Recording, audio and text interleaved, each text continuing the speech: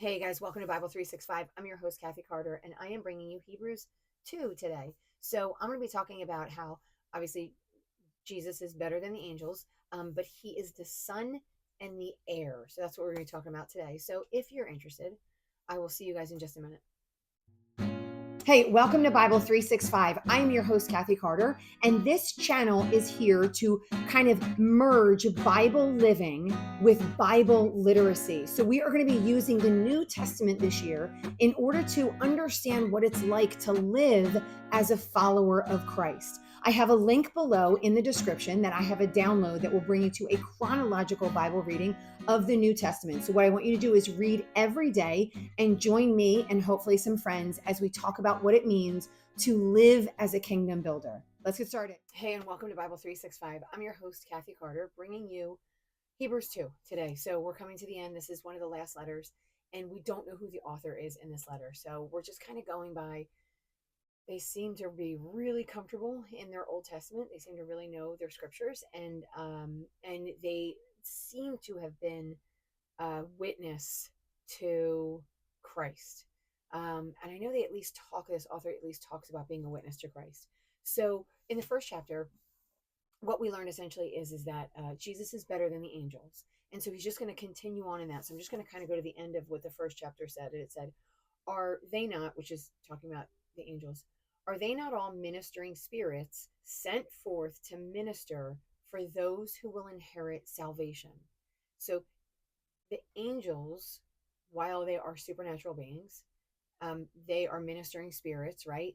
They are to minister for those who have inherit or are going to inherit salvation.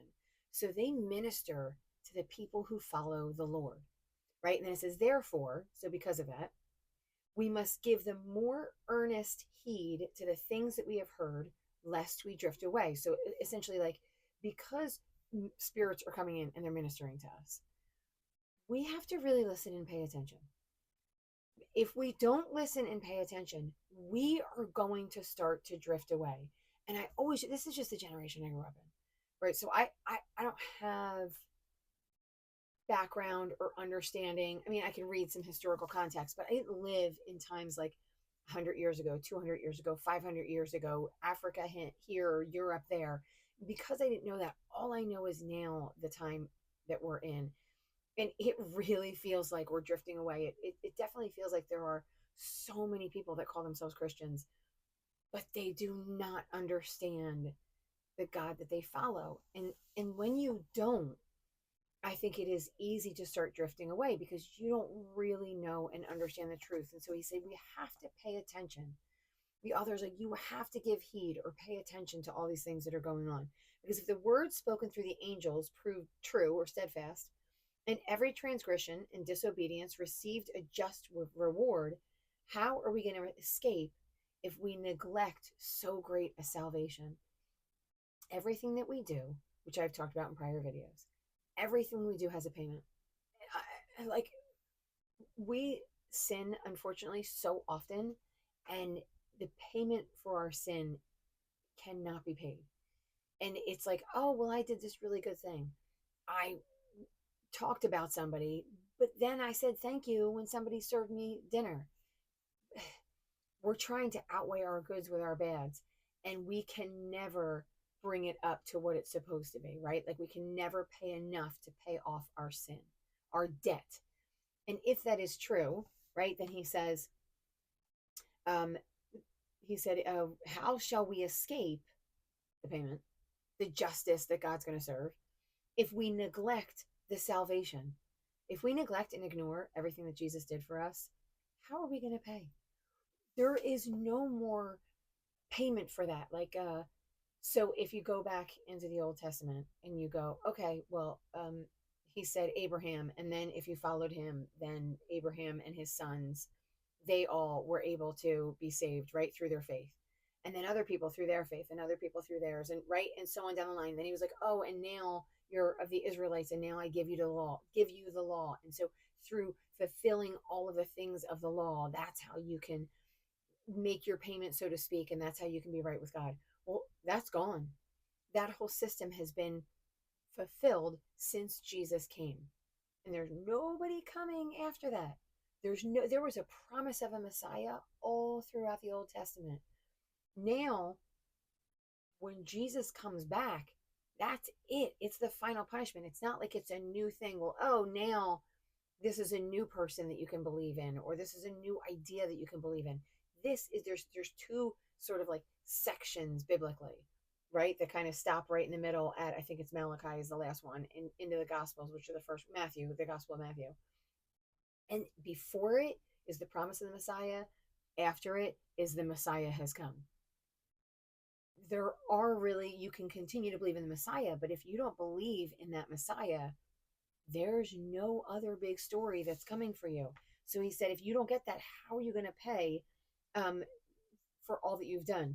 He said, at the first began to be this, and we know who it was because the Lord spoke first.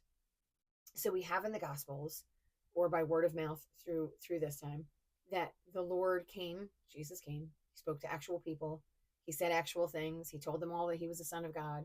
They all knew that he was the Messiah. They knew he was the fulfillment of the prophecies, right? This is what they were all spreading afterwards. He came first, and then those who witnessed him came second. So this is our opportunity to understand and to believe. It began first to be spoken by the Lord and was confirmed to us by those who heard him. So maybe this person, this author isn't somebody, because maybe he or she would say, by me, right? I was one of the people who was with him, and the author doesn't say that. So maybe they weren't. And then it says, God also bearing witness both with signs and wonders, with various miracles and gifts of the Holy Spirit, according to his will. So how we know this is true, God said it, right? God promised it through the prophets. Jesus came and he told us. Everyone who had seen him after that went out and told all the people who he was. Then all of these miracles came in order to confirm, right? Like God sent all of these miracles, provided all of these miracles for all the people spreading the word, in order for everyone to go, oh, this miracle comes with a story, therefore I guess this is true, right? So these are the ways in which we are given to understand the truth of the story. He says, because he has not put the world to come, of which we speak, in subjection to angels. So this world, like kind of going back to that whole idea of like angels aren't as good as Christ, this world isn't subject to angels. It's subject to Christ. So we know it says, because it's testified like this: what is man that you are mindful of him, or the Son of Man that you take care of him? You have made him a little lower than the angels. You've crowned him with glory and honor and set him over the works of your hands. You have put all things in subjection under his feet. So this author is just confirming the things in which the author just said, and is going to follow up and say, right? What is it that you think of this Son of Man? You put him for a time a little bit below the angels because he became human. So he became human. Like, this is all confirmation, right? This is prophetic. This is from the Psalms. This is prophetic, explaining who Jesus was. You put him for a time a little bit below the angels, right? And then you crowned him with glory and honor, right? And then it says, set him over all the works of your hands, and you've put all things in subjection under his feet. And I'm going to say that's to come, right? He hasn't won. He has won. But this is like the already and not yet thing, because we haven't seen the win at this point, right? Like, we know he's going to win, but we haven't seen the win at this point. So there's going to be a time when all things are subject to Jesus. He said, for in that he put all in subjection under him, he left nothing that is not put under him. But now we don't see all the things put under him. We see Jesus, who was made a little lower than the angels, for the suffering of death, crowned with glory and honor, that he, by the grace of God, might taste death for everyone. This is the promise that Jesus had. For it was fitting for him, for whom are all things, and by whom are all things, in bringing many sons to glory, to make the captain of their salvation perfect through suffering. So God made Jesus perfect through suffering. He made him a human, suffering. Not pleasant to be a human. When you come from the Godhead and you are God, and then you come down to be born of a woman and then live a life of humanity with people that are not that nice, and then you're trying to preach to them that you are the fulfilled, right? Like, you're like, when he's down here, he is like thinking about all the things he's going through, not just the death, which obviously in and of itself was a horrible thing, But he was down here and he was like, hey guys, you were my people. I'm the one that was promised. And they all decide, instead of following him and listening to him, because God sent him, they decided to try and stone him. They decided to try and push him off the cliff. They decided to eventually crucify him. This is the God of the universe, what he offered for us, even though we were terrible to him.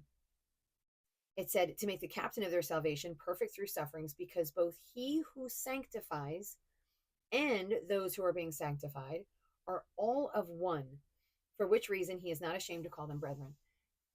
Because he did this, he came down as a human. He is like us. I don't want to say he's just like us, because he's definitely not just like us. But he came down to be a human, to be like us. And there's a little bit more about that, so I'm going to go on a little bit more about that. But he came down to be a human, to be like us. And now, because of that, he is part of our human community. One of the things that I keep noticing over and over and over again is how we're supposed to be with each other, right? And then I look around and I'm like, oh, it's so painful because everybody's so hateful. And people that are Christians, I mean, I get so frustrated. I get so upset. I get so angry, like not mincing words, but like definitely angry at people that I think don't know, understand, or love God, right? And then they have mean things to say about God, or they desire for things that I'm like, God would have never desired for those things. And so I definitely have feelings about it. But we're called, asked, told that we're to live with them, that these people are brothers and sisters to us, that we are family, that we are a human family. We are all interconnected. He came down to do that. Right now, I'm going to say even more so, right? The people who follow God, right? Like they sort of get like our first fruits, right? Those who are follow Christ get our first fruits in that thing. But like there is some truth to be told that every single one of us is human. We are all interconnected. And he came down and he made himself brothers with all of us. Now I'm going to say he made very clearly came down and made himself brothers with Israel, because he came down as a son of Israel in the house of Judah. And he says, I will declare your name to my brethren. In the midst of the assembly, I will sing praise to you. And again, I'm going to put my trust in him. And again, here am I and the children whom God has given me. This is sort of like, again, we're talking about prophetic stuff in the Old Testament. Inasmuch then as the children have partaken of flesh and blood, he himself likewise shared in the same, that through death he might destroy him who had the power of death. So when Jesus died, so this author is confirming to these people, when Jesus died, he destroyed Satan. Satan, you had two as the nation of Israel and everybody else, but I'm going to say nation of Israel because this is the Bible according to the nation of Israel. You had two paths to take when this body was no longer here. As a matter of fact, I'm going to start back with when Adam sinned and broke the world. It said he was going to die now. There was now going to be death. There was no longer eternal life. He was no longer allowed to eat from the tree in the garden, not the one of knowledge of good and evil, but the tree of life, right? He was no longer allowed to partake of the tree of life. So now his body was no longer going to be on the earth forever. And after that, because the Garden of Eden was destroyed and gone, where was he going to go? Was he just going to rot in the ground and worms were going to eat him?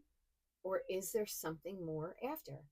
And God would tell us there is something more after. You have life after, or you have death after. So after that moment, all humans, their bodies would go, and they would, after their bodies went, they would be with God and life, or they would be without God and they would be with death.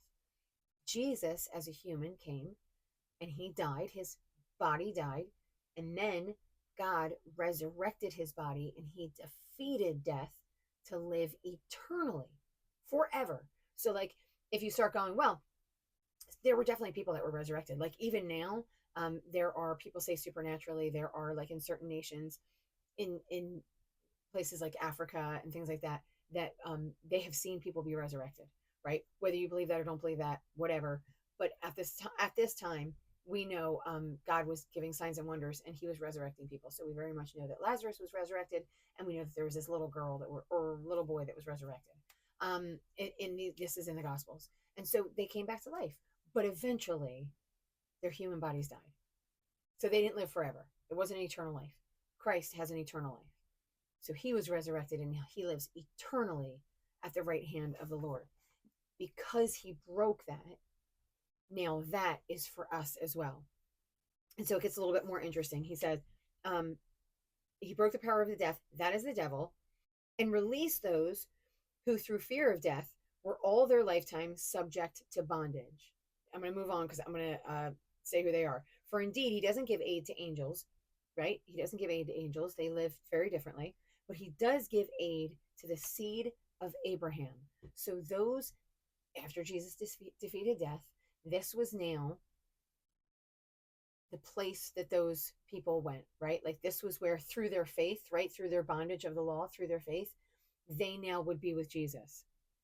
Therefore, in all things, he had to be made like his brothers. He had to be made human, that he might be a merciful and faithful high priest in things pertaining to God to make propitiation for the sins of the people.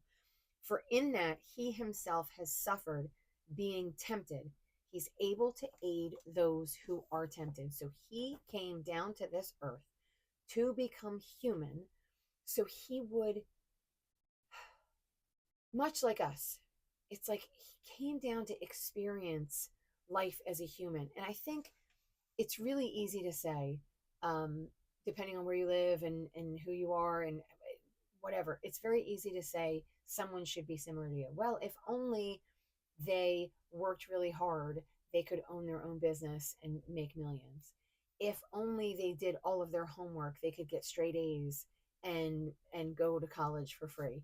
If that were true, most people would be doing it. Not everybody, but because there would be people that would be like, I'm not wasting my time. But most people would be doing it. The reality is it's not true, right? There's something to be said that you can't necessarily, and of course this is God, so I'm saying this being careful, but you can't necessarily fully understand someone else's plight, right? Like you really have to think about it and you have to look at their plight and try and understand them more. This is what Jesus did in the most literal of ways. He was like, they're human, they sin all the time, right? Like God's like, they sin all the time. They can't possibly pay for all the sins that they do.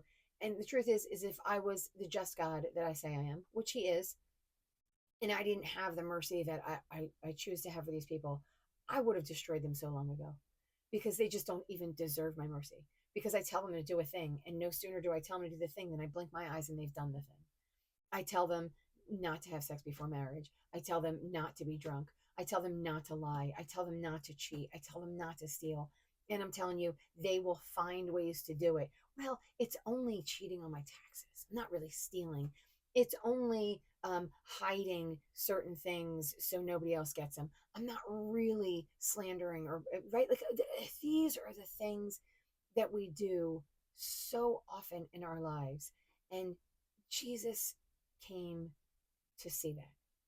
He came to live in it in a broken body because it was human. So it wasn't like his body was perfect and he could do all these magical things, although we did see him do supernatural things, but he didn't do it all the time, right? So like he probably woke up with aches and pains.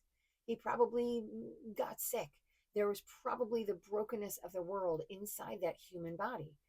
He probably cried as a baby. So there are things that he came down to understand who we are and maybe why the things happened. And then because he is the Lord and he was sin free and spotless, he was tempted. And we see it very, very literally that he was tempted by Satan in the wilderness. I was going to say the woods, but the wilderness, where Satan came out and was like, why don't you do these things? You say you're this big bad man. How many times has someone come to him and been like, well, you say that you're so smart, solve this problem. Or you say that you're really good with money, take my money and be good with my money. Or you say that you're, not scared, jump off of that hill, jump off of that mountain. And we all go, okay, yeah, I'll do that, right? Because we want to prove ourselves. And he did not fall into sin. He combated Satan with the truth of God and who he was. So this is what he did. And he said he did this so he was able to aid us who are tempted. And following up on that in a way, because he was tempted and didn't fall into sin, he was able to be the perfect, spotless lamb that was able to take all of the sins of all of humanity on himself. Otherwise, he would not have been able to do that. That's where we're ending today. So it's a reminder, a call, a shout out to really soak in all of the things that Jesus did for us, right? Because this word is saying, if you don't heed this, if you don't listen, if you don't remind yourself, you will, not you could, not there's a possibility, but you will drift away. It is very easy to sit on the top of the lake, close your eyes, look up, and you're 20 feet away from the shore, right? You're like sitting on a raft and you're 20 feet away and you go, how the heck did I get here? I didn't realize that there was movement. There is always movement. There's either things drawing you closer to Jesus or there are things drawing you away from Jesus. We're never stagnant. We're never in a lake that has no movement. And so we need to be aware of that and be in prayer for those things all the time, diligently, right? Be in prayer to the Lord. So if you found this to be a blessing, I want you to like, share, subscribe to the channel, and I will see you guys next time.